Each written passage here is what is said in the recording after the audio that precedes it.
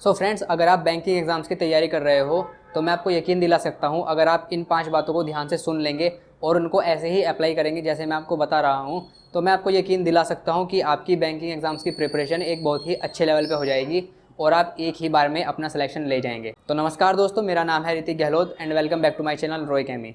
दोस्तों, पिछली वीडियोज़ की सीरीज़ में मैंने आपको बैंकिंग एग्ज़ाम्स का पूरा प्रोसीजर बताया था, नोटिफिकेशन आने से लेके फाइनल सिलेक्शन तक का क्या क्या प्रोसीजर रहता है।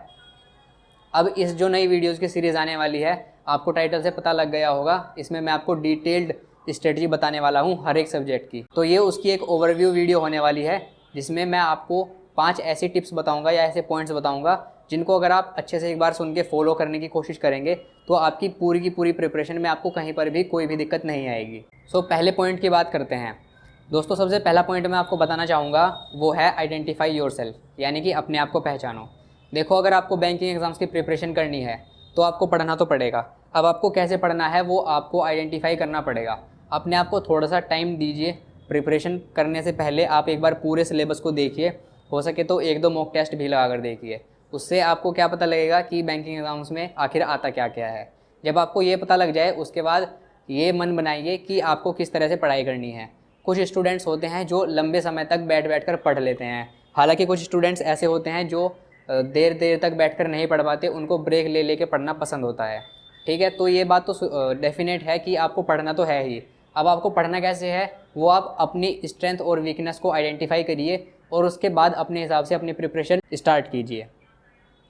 इसी बात में मैं दूसरी बात क्या बताना चाहूँगा, अपने आप को इतना ज़्यादा फोकस्ड रखिए कि छोटे मोटे जो डिस्ट्रैक्शंस होते हैं उनसे आप दूर रहें। यानी कि जैसे कि आपका फ़ोन है, अगर आपका फ़ोन आपको डिस्ट्रैक्ट करता है तो इसका मतलब आपका फोकस अपने काम की तरफ इतना ज़्यादा नहीं है, इसीलिए आपके पाथ में डिस्ट्रैक्शंस आ रहे हैं। अगर आप मेंटली इतने प्रिपेयर नहीं हैं कि आप उस फ़ोन से पार पा सके उसकी डिस्ट्रैक्शन से, तो क्या कीजिए, फिज़िकल मेथड्स अपनाइए, अपने फ़ोन को स्विच ऑफ करके दूसरे कमरे में रख दीजिए। जिस भी पर्पज़ के लिए आपने पढ़ाई स्टार्ट की है वो पर्पज़ हमेशा अपने दिमाग में बना के रखिए। अपने आप को एग्ज़ाम्स और क्वेश्चंस, टेस्ट पेपर्स, इन सब की जोन में ले जाइए। ध्यान रखिए आपकी लाइफ में अब बस यही बचा है, इसके अलावा और आपको कुछ नहीं करना। हालांकि ऐसा नहीं हो पाता प्रैक्टिकल लाइफ में कि आप अपनी लाइफ में अब प्रिपरेशन के दौर में जो भी काम करें, ध्यान रहे उसका बहुत ज़्यादा इम्पैक्ट आपकी पढ़ाई पे नहीं होना चाहिए। हम दिन भर में ऐसे काम करते रहते हैं जिसका इम्पैक्ट एक दूसरी चीज़ों पर पड़ता रहता है। ठीक है, तो क्या बात ध्यान रखनी है आपको, कोई भी क्या ऐसा काम मत कीजिए जिसका बहुत ज़्यादा इम्पैक्ट आपकी पढ़ाई पर करे। और अगर आपने अपना डेली का टास्क, अपने डेली का जो शेड्यूल है वो कंप्लीट कर लिया है पढ़ाई का, उसके बाद आप चाहे कुछ भी कर सकते हैं। अगर आपका वो पढ़ाई वाला पार्ट कंप्लीट है फिर आपको कोई प्रॉब्लम नहीं होने वाली। अब जो सेकंड पॉइंट मैं आपको बताने वाला हूँ वो भी एक काफ़ी इंपॉर्टेंट पार्ट रहता है। ठीक है, वो क्या है कि आपको अपनी स्टडीज़ को हमेशा 2 पार्ट में डिवाइड करके रखना है। एक होएगा आपका सपोर्ट स्टडी, दूसरा होएगा आपका सेल्फ स्टडी। सपोर्ट स्टडी में क्या होएगा वो अलग अलग बच्चे पे डिपेंड करेगा। अगर आप घर से तैयारी कर रहे हैं और आपने कोई ऑनलाइन कोर्स ले रखा है तो आप उसमें सपोर्ट स्टडी करेंगे। सपोर्ट स्टडी का मतलब आप सीखेंगे, लेक्चर्स लेंगे, वीडियोस देखेंगे, या फिर अगर आप कोचिंग जाते हैं तो कोचिंग में पढ़ कर आएंगे। वो सब आपका सपोर्ट स्टडी वाला होगा, जहाँ पर आपको अपना दिमाग खर्च करने की ज़रूरत नहीं पड़ेगी, आपको केवल सीखना है। वो जो सीखने वाला पार्ट है वो होगा आपका सपोर्ट स्टडी। और फिर उसके बाद आप करेंगे सेल्फ स्टडी। सेल्फ स्टडी में आप क्या करेंगे, जो भी आपने सीखा है, चाहे वो वीडियोज़ देख कर सीखा हो, चाहे आपने लेक्चर्स लिए हो, ऑनलाइन कोर्स ले रखा है उसमें से लेक्चर्स लिए हो, अगर आप कोचिंग जाते हैं तो वहाँ पर जो सीख कर रहे हैं उस ही टॉपिक को आपको एक बार पहले रिवाइज़ करना है और फिर उसी सेम टॉपिक के आपको क्वेश्चंस अटैम्प्ट करने हैं। एग्ज़ाम्स में अल्टीमेटली हमारे क्वेश्चंस ही आते हैं, तो जितने ज़्यादा आप क्वेश्चंस प्रैक्टिस करेंगे उतने ही बेटर आपकी तैयारी होएगी एग्ज़ाम के लिए। आखिर एग्ज़ाम क्रैक करना क्या है, केवल वो 1 घंटे का टाइम पीरियड या फिर 3-3.5 घंटे का टाइम पीरियड जिसमें हम वो सारे क्वेश्चन सोल्व करके मार्क कर देंगे और वही हमारा फ्यूचर डिसाइड कर देगा।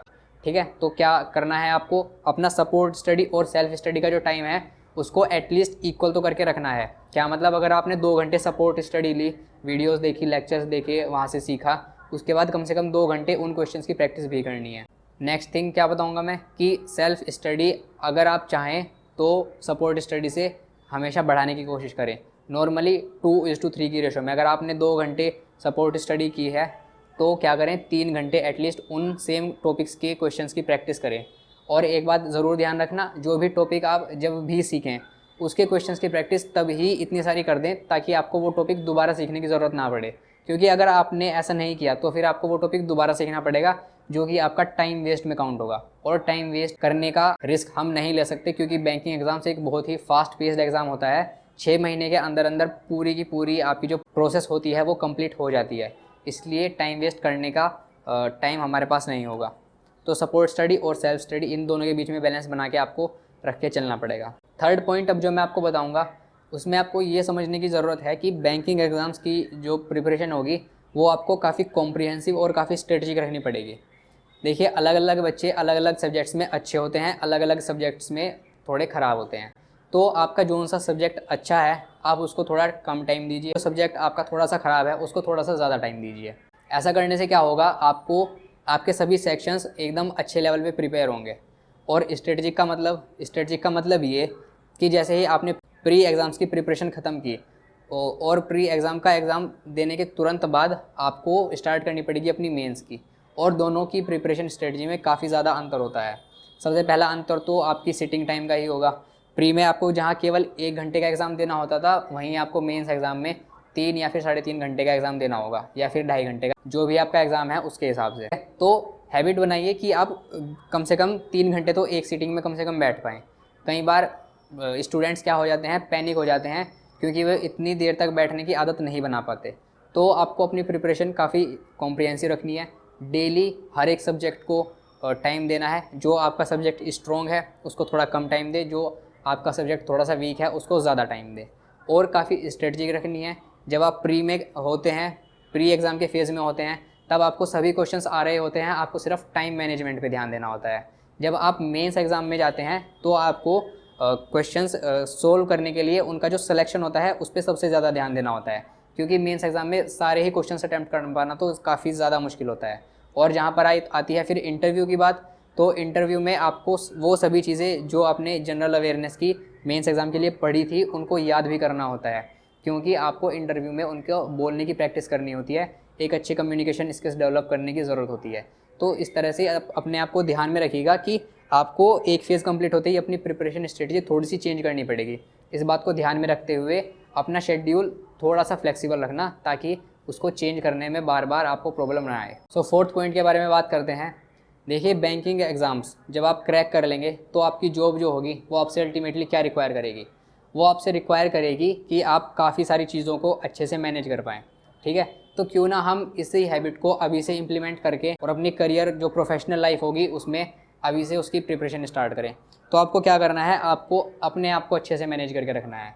इसका क्या मतलब है, इसका मतलब ये, जैसे ही आप पढ़ेंगे तो पढ़ते पढ़ते अगर आपको नोट्स बनाना पसंद है तो डेफिनेट सी बात है आप अलग अलग रजिस्टर में अलग अलग सब्जेक्ट्स के अच्छी तरह से नोट प्रिपेयर करते चलेंगे सब्जेक्ट वाइज, ताकि एक सब्जेक्ट का एक टॉपिक आपको जब भी देखना हो आप फटाफट से खोल के देख ले, इनकेस अगर आपको देखने की ज़रूरत पड़े। हालांकि आपको स्टार्टिंग में ही टॉपिक ख़त्म होते ही उसकी कितनी प्रैक्टिस कर देनी है कि आपको दोबारा देखने की ज़रूरत ना पड़े। ठीक है, अगर आप लैपटॉप से पढ़ते हैं या फिर फ़ोन से पढ़ते हैं तो आपकी जितनी भी PDFs हैं, जितनी भी आपकी वीडियोज़ हैं, जितनी भी आपकी टेस्ट सीरीज़ हैं, उनके स्कोर्स का एक टेबल बना के रखें ताकि आप अपनी ग्रोथ मेजर कर पाएँ। जितनी भी आपकी PDFs हैं उनको अलग अलग फोल्डर्स, सब्जेक्ट वाइज फोल्डर्स बना के स्टोर कर पाएँ। जो वीडियोस आपको अपकमिंग देखनी है उनको पहले से डाउनलोड करके रखें ताकि बार बार सर्फिंग में आपका टाइम वेस्ट ना हो।